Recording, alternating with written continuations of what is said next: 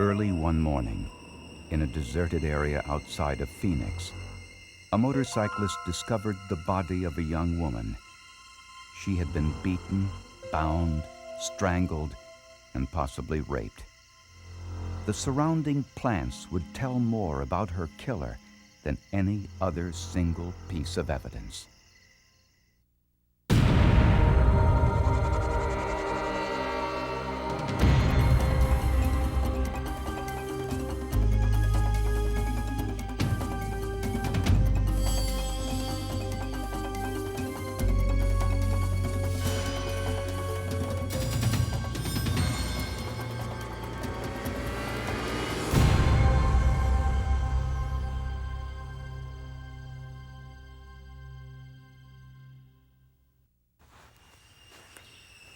When investigators from the sheriff's department arrived at the crime scene, they gathered every possible piece of evidence.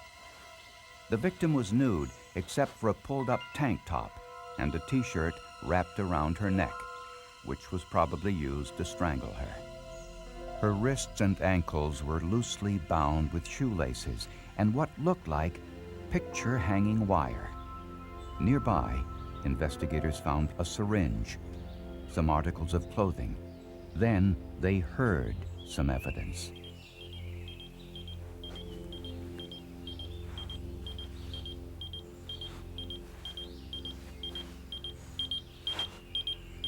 It was a pager, found deep in the grass a few feet from the body. The discovery of the pager triggered a larger search, and the photographer took some aerial photographs. There appeared to be a circular area of matted grass where an altercation possibly took place.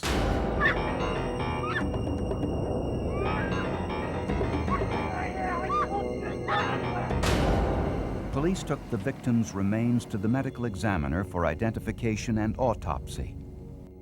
A fingerprint search identified the victim as 30-year-old Denise Johnson, a single mother of 2 young children. She was born and raised in an area of Phoenix known as the Projects. She wasn't a bad girl. Some of her friends, I think she got with the wrong friends. I ain't gonna say they made her do these things now. She hung around with people that liked to party, drink, and I don't really know what they were doing, but she was out there in the world with people that did drugs, I'm sure, and sometimes I think she trusted too much. Denise made her living on the streets of Phoenix.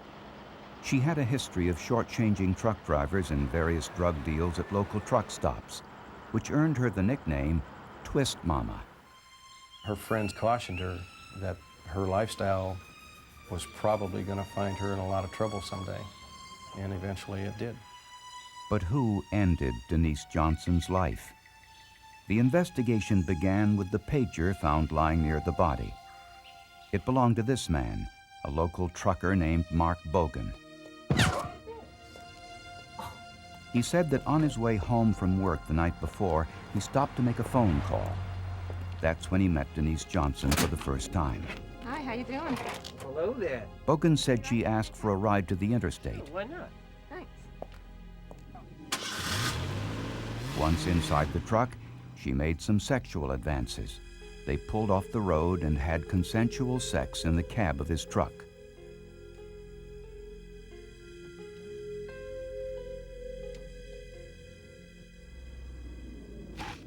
Afterwards, as he was dropping her off, he said she attempted to steal some of his things off the dashboard. Oh, I had a really good time. So did I, babe. Did you? Oh, always when I'm in the company of a lovely lady. I would really love to have my wallet back. After a brief scuffle, he retrieved his wallet. She got out and left on foot. Bogan said that was the last he saw of her. The next morning, he noticed his pager was missing, assumed he had lost it, and called the pager company to report it missing. During the interrogation of Mark Bogan, investigators noticed scratch marks on the side of his face. If there were scratches on the suspect's face, then you would expect that if those were in fact inflicted by fingers or fingernails of the victim, there should be some residue of either the skin cells and or maybe even blood under the fingernails. The autopsy of Denise Johnson revealed no skin or blood under any of her fingernails. The medical examiner found that Denise Johnson's death was caused by asphyxiation due to strangulation. Blood tests showed cocaine in her system. However, there were no signs of any type of sexual activity. There was no semen found, no foreign hair, clothing fibers, or saliva found anywhere on her body. The autopsy told investigators how Denise Johnson died, but provided no clues about her killer. Their one suspect, Mark Bogan, was apparently a dead end. The sheriff's office had not only a murder, but a mystery. On the day after police discovered Denise Johnson's body, homicide detective Charlie Norton was assigned to the case. I decided that it would help me as the investigator to go out and familiarize myself with the scene where the body was found. Denise Johnson's body was discovered in a remote part of Maricopa County, about a half an hour away from downtown Phoenix. Charlie Norton was looking for anything out of place or unusual, anything that might have been overlooked the day before. Then he saw it, something peculiar on a Palo Verde tree, just a few feet from where the body was found. I had parked my car on the pavement. I noticed that there was a branch that was hanging over, and when I looked at that branch, I noticed that there was a fresh abrasion, and I had no idea what it might mean, but I took a picture of it. Then I took some beans off of that particular tree. Meanwhile, investigators confiscated Mark Bogan's truck to look for possible evidence linking him or his truck to the crime scene. It was completely clean. No fingerprints, semen, blood, saliva, hair, or clothing fibers. No evidence at all that Denise Johnson was even in the truck. But when investigators and police photographers looked in the back of the truck, they made an interesting discovery. They found 2 bean pods from a Palo Verde tree. Was it possible that Bogan's truck brushed against the Palo Verde tree at the crime scene, causing 2 bean pods to drop into the back of the truck? The problem was, Palo Verde trees are very common in Arizona. There are tens of thousands of them in the Phoenix area alone. But Charlie Norton's boss had an idea: to see if DNA testing could match the bean pods from Bogan's truck to the tree with the abrasion at the crime scene. I suggested to Charlie at the time, I said, it'd be a real good idea if we could find someone, somewhere in the United States that is involved in DNA testing of plant life. I said, what the hell have we got to lose? Where are we going to go from here? What's the number for ID? Norton started working the phones, calling scientists all over the United States. I've got answers like it couldn't be done to maybe it could be done, and that if it could be done, that the cost would be prohibitive. 15 telephone calls later, he found someone who offered some hope, ironically, just 100 miles away, at the University of Arizona in Tucson. I saw that as sort of a public service thing that we could do, that we'd show some of this science is relevant to people in maybe a way that's not quite as obvious sometimes through agriculture. Could DNA really show that one plant or tree was different from another, even though they were the same species? DNA is present in all cells of all living things. It's a little like a computer program containing all of the information necessary to create a living thing. All humans have different DNA profiles except for identical twins. In the early 1980s, Dr. Alec Jeffreys, a British scientist, discovered a test that made it possible to identify an individual's DNA profile. Jeffreys' breakthrough technique was first used in a criminal case in 1986. But plant DNA had never been used in a criminal case, and scientists weren't even sure they could figure out a way to extract DNA from the Palo Verde seed pods. Well, we certainly use fingerprinting a lot in agriculture, but we'd never looked at this particular species, this tree. Nobody has probably ever done much biology on it at all. Prosecutors had circumstantial evidence linking Mark Bogan to Denise Johnson's murder, but they needed something more definitive. They knew they would have to prove that Bogan was at the crime scene, and the Palo Verde pods were their best chance. The scientists had no idea that their research would be the cornerstone of a murder case. The Arizona Sheriff's Department wanted to know if there was any way scientists could match the 2 seed pods found in the back of Mark Bogan's truck to the Palo Verde tree next to where they discovered Denise Johnson's body. But there were thousands of Palo Verde trees in the Phoenix area alone, and there had never been a DNA test on this type of tree. We had to learn how to do the analysis so that we could say, do trees look different from each other in this species? Because what we wanted to know was not was this a Palo Verde tree, but could I match it to that specific tree? Dr. Helen Jarvis used what is known as a randomly amplified polymorphic DNA technique, or RAPID. This is a less common test than RFLP, the one used in searches for human DNA. One of the great things about RAPIDs is that you're able to know nothing about an individual species or type of organism. You don't have to have any prior knowledge about it. All you have to do is get DNA, and the method works. The test begins by removing the beans from their hard outer shell or pod. Seeds have DNA both from the mother tree and other trees that would have pollinated it, so we need to get rid of those and just use the pod material, which will only have DNA from the mother tree. The shells are put into liquid nitrogen, making them brittle and easier to grind into a fine powder.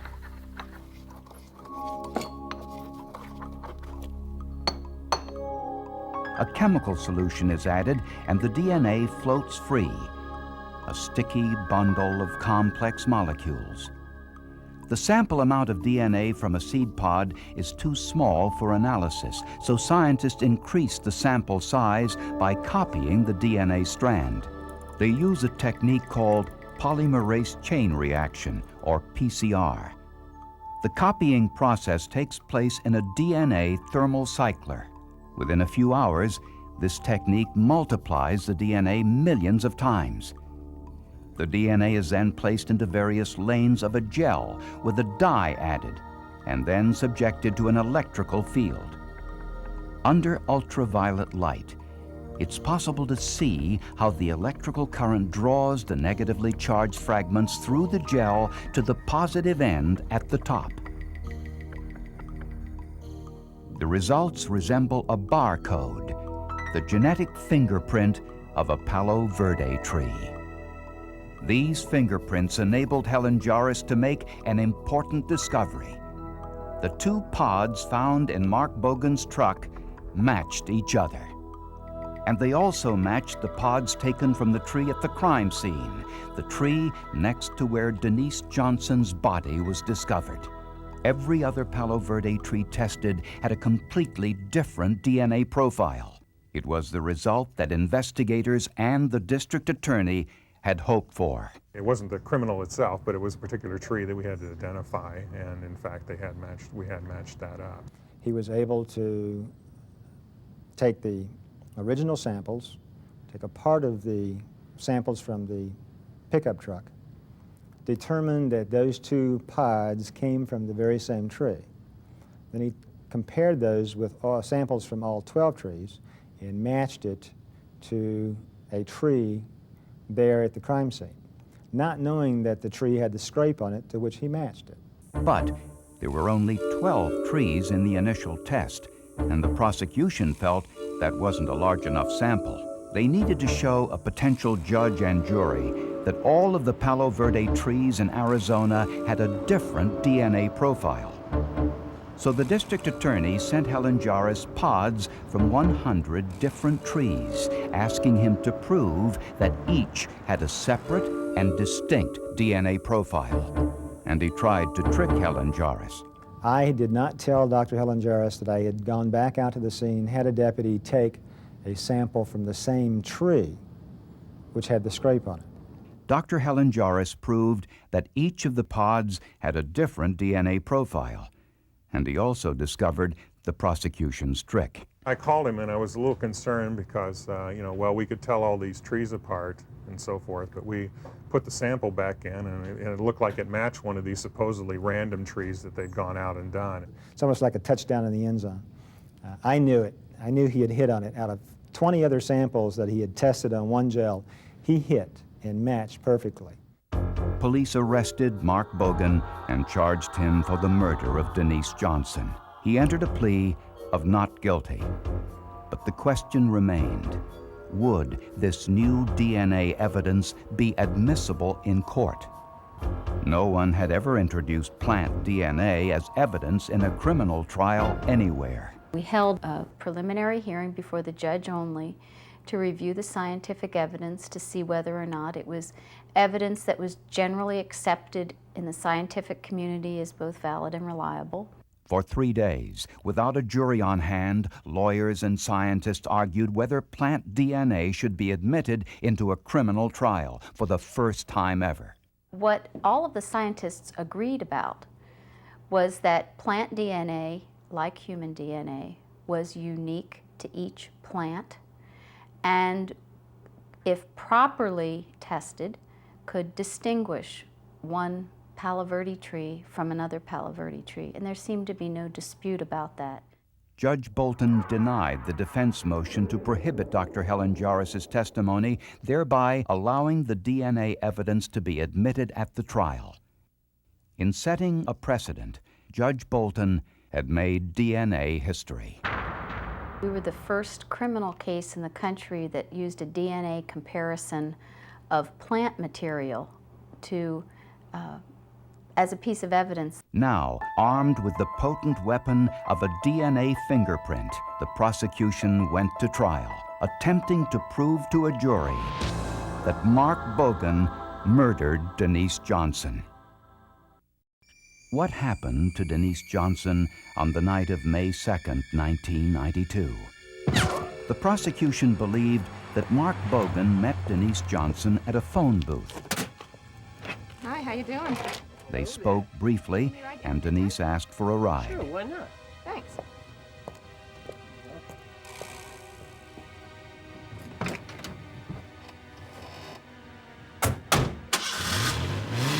They drove to a deserted location for what was going to be a consensual sexual encounter.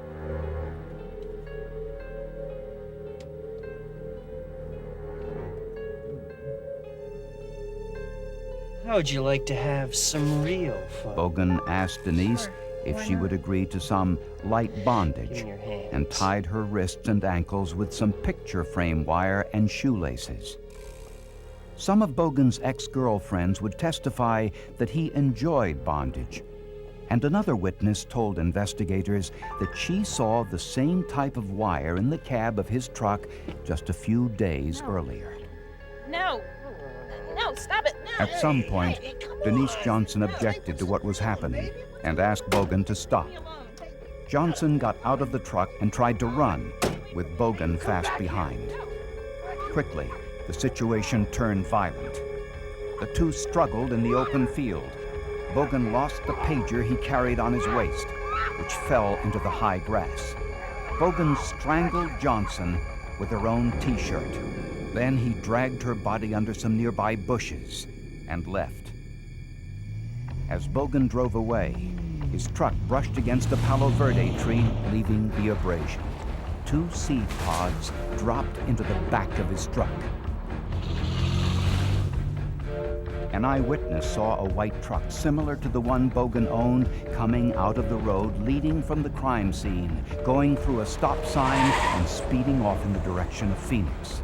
The witness said it was about 1:30 in the morning. Bogan lived 18 minutes from the area, and his wife told police she awoke as Mark returned home just after 2 in the morning. Most of the evidence against Mark Bogan was circumstantial. The lost beeper, the picture frame wire, his interest in bondage, and the witness who saw a white truck in the vicinity of the crime scene the night of the murder. But the most critical evidence in the case was the plant DNA. There wasn't a fingerprint, there wasn't a drop of blood, there wasn't a hair. There were none of those things that anybody could say were part of the victim's body found, must have been left by the victim on the defendant or on the defendant's property, or vice versa. He had admitted to the detectives that he'd washed his truck the next morning. He got rid of all of the evidence in the truck except for 2 Palo Verde pods. They needed evidence that placed Mark at the scene, because he did have a credible story. As a prosecutor, I had a mantle of evidence that I wanted to place upon the shoulders of the defendant. The Palo Verde pods took the mantle by the drawstring and wrapped it around his neck. Unable to challenge Dr. Helen Jarris's findings themselves, the defense challenged the evidence, implying the pods were planted in the back of Mark's truck. But investigators said the seed pods were found in Bogan's truck before samples were taken from the crime scene. If I was going to plant evidence, I would plant something that I know that I could match later on and probably be a little bit more assured of a conviction. The jury found Mark Bogan guilty of murder in the first degree. He was sentenced to life in prison without parole for at least 25 years.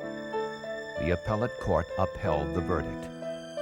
Mark Bogan continues to maintain his innocence, and the appeal process is continuing. I'm trying to forget this case because I'm the only person on the planet that lost to a plant. It was something that hadn't been done before, something that was certainly very different from the routine things that we do every day as judges. But I love my daughter very much. I love all my children. But it's something we just have to go through. It's done. I don't know what in the world that could have tripped him off to hurt her like that. I don't know. But I hope one day we'll find out.